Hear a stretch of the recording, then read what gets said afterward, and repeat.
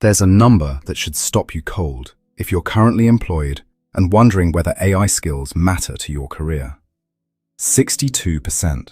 That's the average wage premium for workers with AI skills right now, according to PwC's 2026 Global AI Jobs Barometer. The same research that analyzed more than 1 billion job postings across 27 countries.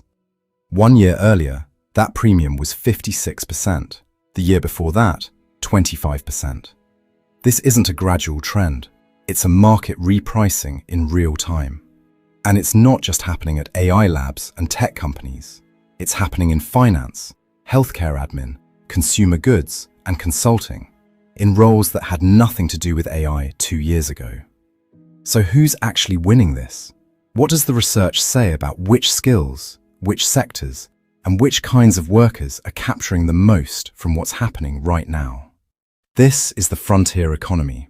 Let's look at what the data actually shows. Start with the scale of what's happening in the labor market. Demand for AI-fluent workers grew 7 times in 2 years, from roughly 1 million to 7 million, according to LinkedIn economic graph data cited by the World Economic Forum. Supply didn't come close to keeping up. AI job postings grew 78% year over year, while the qualified candidate pool grew just 24%, leaving roughly 3 to 4 open roles for every qualified person. That gap between demand and supply is what's driving the premium up. PwC's barometer puts the specific wage number at 62% above comparable non-AI roles on average, but that average conceals a wide range.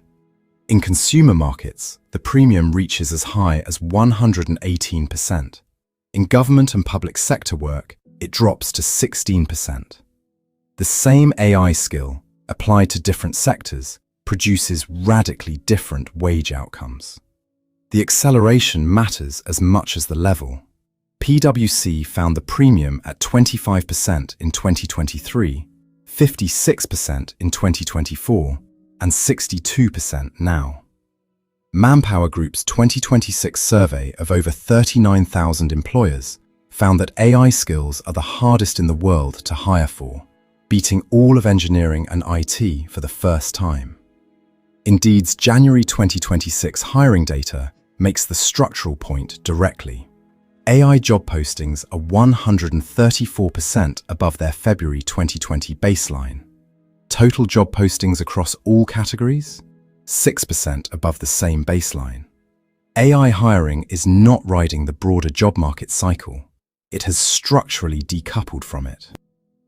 Here's the part that most coverage of AI wages gets wrong. This isn't only about AI engineers and machine learning researchers. McKinsey's research finds that 3/4 of AI skill demand is concentrated in 3 occupation groups: computer and mathematical roles, management, and business and financial operations. That last 2 categories, management and business and financial operations, are the roles that white-collar professionals in almost every industry already occupy. The demand for people who can work effectively alongside AI systems, interpret AI outputs, and make AI-augmented decisions is growing across functions, not just in technical teams.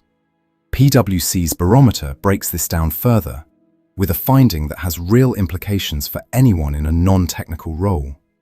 AI-exposed jobs described as professionalized, where AI automates routine tasks and leaves judgment, leadership, and complex decision-making to the human, are growing twice as fast as democratized jobs, where AI makes the work easier for a less skilled person to do. Professionalized roles also carry 42% higher wage growth. The market is rewarding the combination of domain expertise and AI fluency, not AI fluency alone. Deloitte's research adds a layer. Demand is also rising for what they call complementary skills: quality assurance, process optimization, and teaching, as organizations redesign work to leverage AI. This is the augmentation story from a different angle. The people who can bridge between AI capability and real organizational workflow are becoming more valuable, whether or not they can write a line of code. And small and mid-sized businesses are now part of this story in a way they weren't 2 years ago. US SMB adoption of AI more than tripled between 2023 and 2025, from 14% to 55%. That expansion of the total addressable market means the demand for AI-capable workers is spreading well beyond the Fortune 500 and reaching employers that white-collar professionals in every sector actually work for. Here's the piece of research that should genuinely change how you think about AI skills, especially if you're not young or don't have a graduate degree or both. A 2026 study published on arXiv ran a paired conjoint experiment with over 1,700 recruiters in the United Kingdom, the United States, and Germany. They isolated the causal impact of AI credentials on the probability of receiving an interview invitation, meaning they controlled for everything else and measured what having AI skills specifically added. The aggregate finding: AI skills increase the probability of getting an interview by 8 to 15 percentage points across diverse occupations, regardless of whether the skills were self-taught or formally certified. But the more striking finding was what happened to specific groups.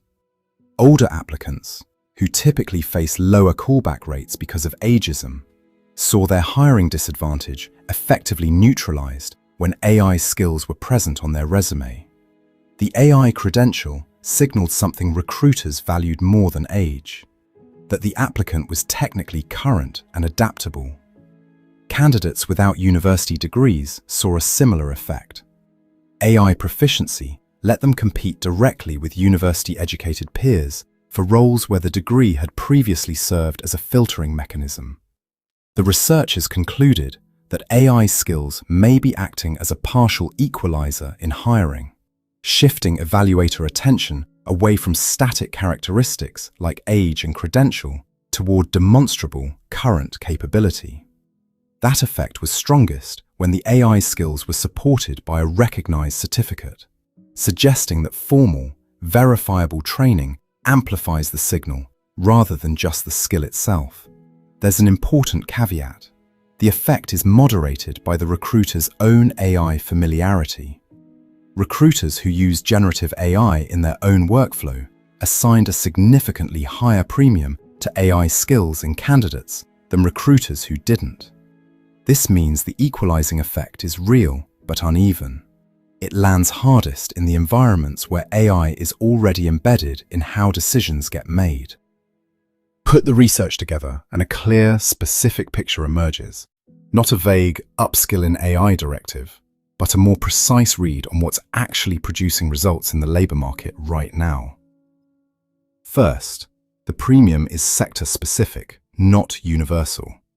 A 62% average conceals a range from 16% in government to over 100% in consumer markets. If career leverage is the goal, the question isn't just, do I have AI skills, but where do those skills get most rewarded in my specific industry?